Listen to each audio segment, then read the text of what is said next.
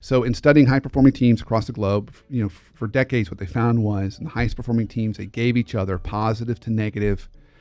I think they used to call this, traditionally it's been called feedback.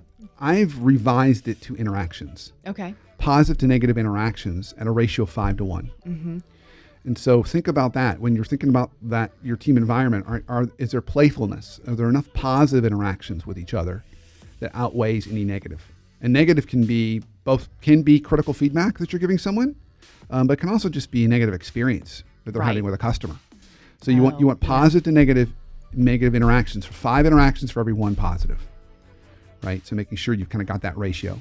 Mm-hmm. Why I love that ratio is the Gottman Institute studies marriages and personal relationships. And they found the same ratio in couples that have been together a long time, had a healthy dynamic. There were 5 positive interactions for every 1 negative interaction. Mm-hmm. And then in studying kids with behavioral disorders, they found the best way to help kids overcome behavioral disorders was 4 positive pieces of feedback for every 1 piece of negative feedback. So what you get... So kids need more.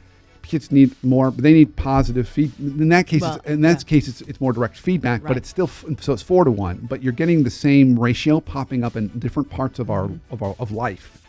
And so the good concluding thought around that is, if we want people to change their behavior and walk with us over a long period of time, we've got to make sure there's more positive in that experience for them around us than negative. Right, absolutely. So that's probably a good closing thought. Make sure that, as you're driving clarity, you're doing all these things, kind of the way to kind of keep it moving is make sure that there's some positive going on. And then maybe that's you just coming over and tapping someone on the shoulder and saying, well done. That was really, I know this was hard, or you did that, or I really like the way you did this. Just saying thank you. Yeah, thank you. Yeah. Thank you's good.